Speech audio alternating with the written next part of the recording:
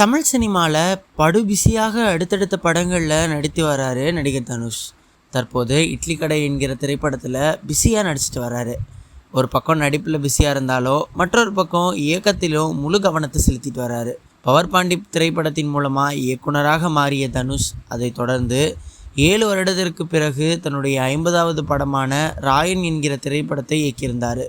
இந்த திரைப்படம் கடந்த வருடம் வெளியாகி ரசிகர்களிடையே மிகப்பெரிய வரவேற்பு பெற்றுச்சு. படம் 100 கோடிக்கு மேலே வசூல் செய்து சாதனையும் படைச்சிச்சு. இதனால் தொடர்ந்து இயக்கத்தில் ஆர்வம் காட்டி வரும் நடிகர் தனுஷ் இளம் நடிகர்களை வச்சு நிலவுக்கு என்னடி என்மேல் கோபம் என்கிற திரைப்படத்தை இயக்கி முடிச்சிருக்காரு. இந்த திரைப்படத்தின் மூலமாக தனது அக்கா மகனை ஹீரோவாக அறிமுகம் செய்திருக்காரு. இப்படத்தை இயக்கியது மட்டும் இல்லாமல் அவரே தயாரிக்கவும் செஞ்சுருக்காரு. இந்த திரைப்படம் பிப்ரவரி 7ஆம் தேதி வெளியாக இருக்குது. இதனைத் தொடர்ந்து நடிகர் தனுஷ் இட்லி கடை என்கிற திரைப்படத்தில் நடித்து வராரு. தவான் பிக்சர்ஸ் தயாரிக்கும் இந்த திரைப்படத்தை இயக்குவது மட்டும் இல்லாமல் இப்படம் ஏப்ரல் 10ஆம் தேதி வெளியாக இருப்பதா அதிகாரப்பூர்வமாக அறிவிக்கப்பட்டிருக்கு.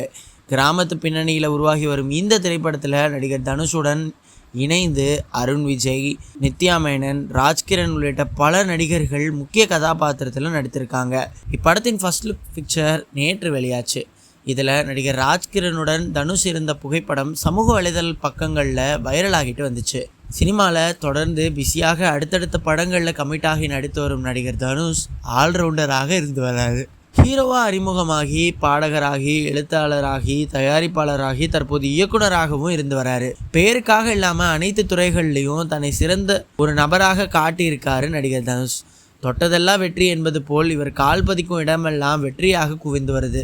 தமிழ் சினிமாவிலேயே டி ராஜேந்தர் அவருக்கு பிறகு அனைத்து துறைகள்லையும் சிறந்து விளங்கியவர் நடிகர் தனுஷ் மட்டும்தான். ஒரு வேலையை கையில் எடுத்தால் அதில் முழு ஈடுபாடுடன் செய்யக்கூடிய ஒரு நடிகராக இருந்து வராரு.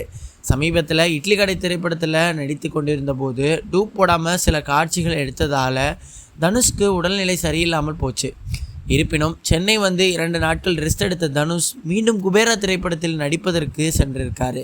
இந்த திரைப்படத்திற்கு தேவி ஸ்ரீ பிரசாத் இசையமைத்து வரும் நிலையில் அப்படத்தில் ஒரு பாடலையும் நடிகர் தனுஷ் பாடி கொடுத்துருக்காராம். தனக்கு உடல்நிலை சரியில்லாத சமயத்திலும் தனது படம் என்று வரும்போது அதையெல்லாம் ஒதுக்கி வைத்துவிட்டு முழு ஈடுபாட்டுடன் அந்த வேலையை செய்து கொடுத்துருக்காராம் நடிகர் தனுஷ். இவரை அடுத்த டி ராஜேந்தர் என்றே நாம் சொல்லலாம் அப்படின்னு சினிமா விமர்சனங்கள் புகழ்ந்து பேசிட்டு வராங்க.